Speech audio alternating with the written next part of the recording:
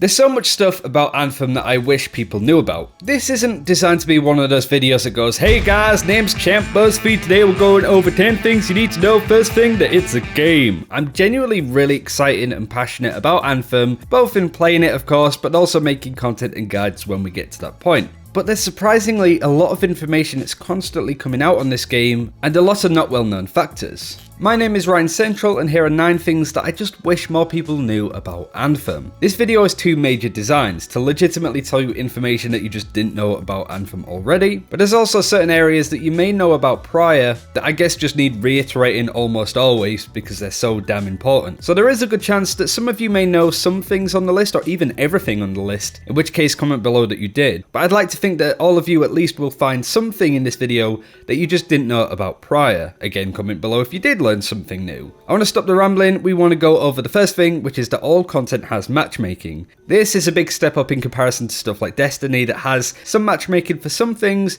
but not for others. Not to mention that all content in Destiny requires different amount of people. For Strikes it's 3 people, for Gambit it's a team of 4, for Raids it's a team of 6, for Crucible it goes on, like it's always different numbers, but for Anthem everything is for 4 players. Regardless of whether you want to do story missions, just run around in free play, you can do the strongholds which are effectively the Strike comparison, but also even Raids in Anthem has matchmaking. This is something that Destiny doesn't have at all. You need to have, clans or Discord servers or external websites to find people to play the endgame content of Destiny with, which I personally think is really dumb. But at least in Anthem there will be a way to do stuff there, but there also will be guilds. Or at least kind of. They're not really going into detail on that just yet. But the main point is that when it comes to any form of gameplay, unless it's specific tutorial missions that you have to go off and do it on your own, you can play it with up to 4 people no matter what it is. But that goes on to the second point. You can play a lot of this stuff on your own. Granted, for strongholds and raids, you will need a party to do that kind of content. You can't just solo a full stronghold, but all of the story missions, free play, all of the contracts that you can do, which are effectively little missions even after you finish the main storyline, you can do all on your own if you wanted to. I think this is really important for games like Anthem because it was made by BioWare, a developer of games that is known for making really strong storytelling games that are solo play only. So of course when BioWare fans found out that Anthem was the next game that they were going to work on, this multiplayer looter shooter game, I'm sure a lot of the reactions were, "No! God, please, no! No!" But as I said, this is BioWare. They're focusing a lot on the story and the player experience, and for a good portion of the content you can just play it on your own. I think it really is important to note that both of the aspects of being able to play with your friends but also playing on your own is prevalent within Anthem, so regardless of whether you are the player that only plays whatever your friends are playing, or whether you just like to go on that solo experience, learn about the story and the world that you're inhabiting, then it caters for both sides.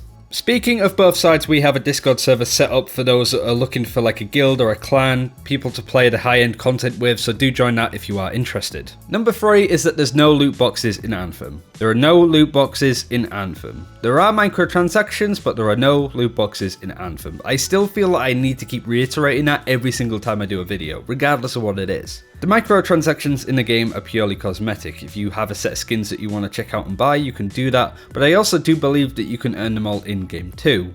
The only ones that you can't is the Legion of Dawn Legendary Edition, which is only for the pre-order.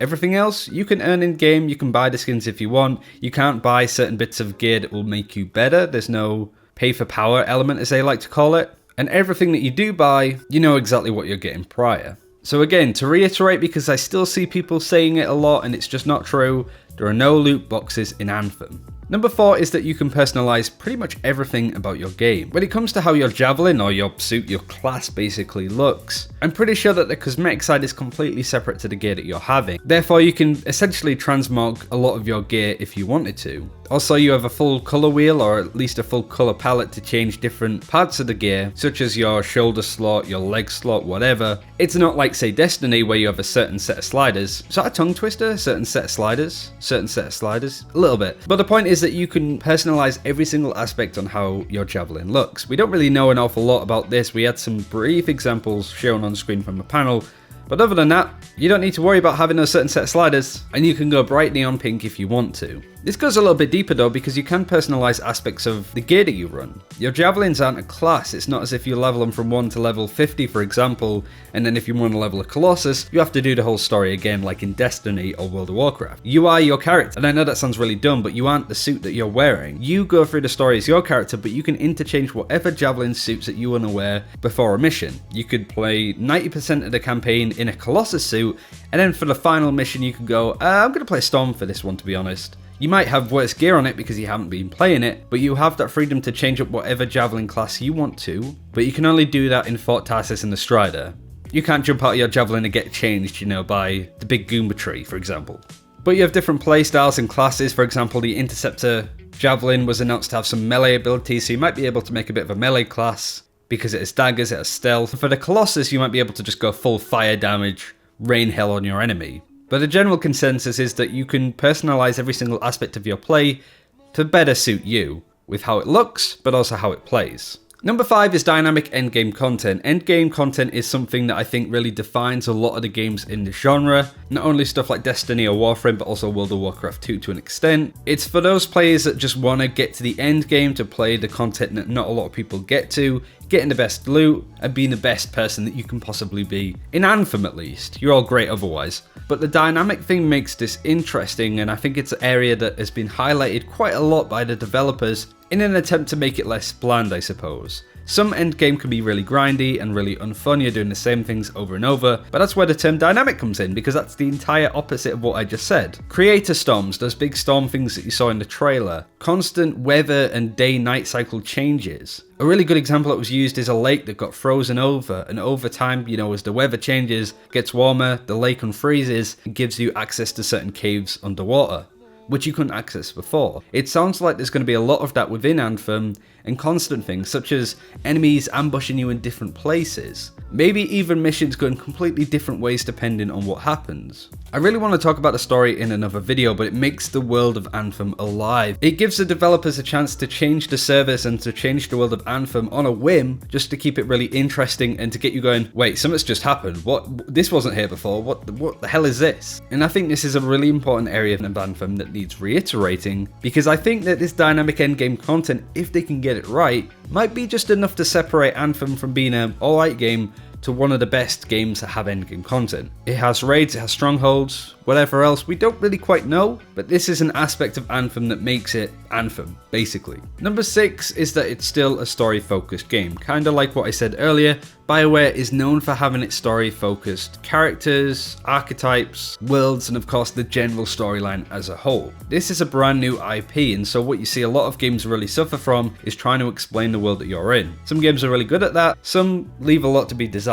Two really good examples of that is Warframe, which can often be quite difficult to get your head around. I'm still doing it right now, for example. Or Destiny, which spends less time showing you what's happening, and it just tells you instead. This is BioWare. They are a developer that is known for making story, and hearing them bring out a trailer that is just purely based on how the story is going to work in Anthem, having this our world, my story effect, really shows that they're interested in making sure that this story within Anthem is told. How many times I've said story within the last 2 minutes, I'm not quite sure, but the point still stands. I don't think this is going to be a game that's full of boring NPCs. But BioWare, and especially EA, are putting a lot of resources into telling people, hey, this is still a BioWare game. If you want a really good story, then this is the place to get it. I know a lot of games in this genre aren't really known for telling really good stories. I mean, in fact, it's kind of the opposite. Some developers are known for making really bad story-based games. So if there's going to be a developer that can sort of turn it on its head, I believe this is the one. Next up is that there's going to be no gated DLC, at least when it comes to story development. I don't want this to seem a comparison to Destiny a lot of the time, but I think this is another area that they can do really well. It keeps the community together, they're not gated off by microtransactions, but it also does raise a lot of questions on if it's not doing loot boxes or expansion content, at least for stories, how is it going to get money to provide its upkeep?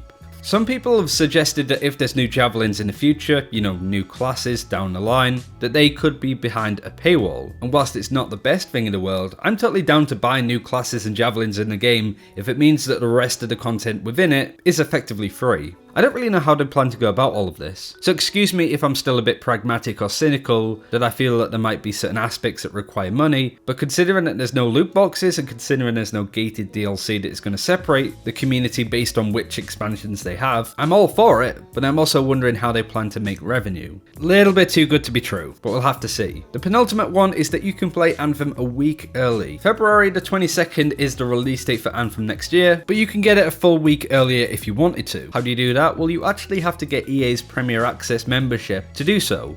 You don't even need to buy the game to get the game early, which I think is really bizarre. Even if you pre-order the Legion of Dawn edition, which is about £70, you don't need to do that. Instead, just pay the $15 a month to get EA's Premier Access, and you technically kind of get the game so long as you keep that membership, but you also get the game a full week early as well as the demo as well on the 1st of Feb. So what I at least plan to do is get the Premier Access for the demo, get the game a week early, and then cancel that membership, buy the actual game, so I get the Legion of Dawn skins too.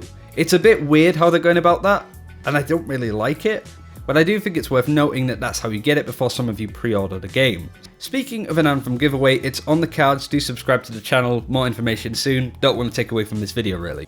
The last one I want to go over is that there's always new information available. Anthem is 4 months away, yet YouTube channel content and news is sprouting up all over the shop. I do Overwatch content, and even that game didn't have enough to talk about prior to its launch than Anthem does. And that's because of the constant updates from the developers online, the potential idea of gameplay live streams that we'll be seeing from the developers soon perhaps, but also more gameplay footage, which we may see around November the 1st. But even this surprises me that there's so much information on the game. Even though it's minor, it might just be stuff like talking about what the revive screen looks like when you die. But the constant influx of news coming out of the developers and online is really good, considering one of Anthem's biggest issues is that we don't really know an awful lot about it still. And that's looking to change, certainly over the next couple of weeks or so by the looks of it. So if you want to keep up to date with all of that new information, haha, then do subscribe to this YouTube channel. I'm going to try and keep on top of it and try and cut all of the stuff that we know about and have heard already, or it just isn't important. So if you want to keep up to date with the most relevant Anthem information, then do subscribe. And that ends the video on 9 things that I wish people knew more about Anthem. There's so much really cool stuff on the game that people are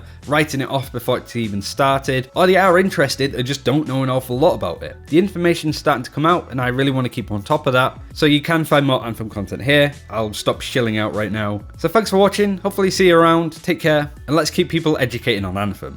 See you soon.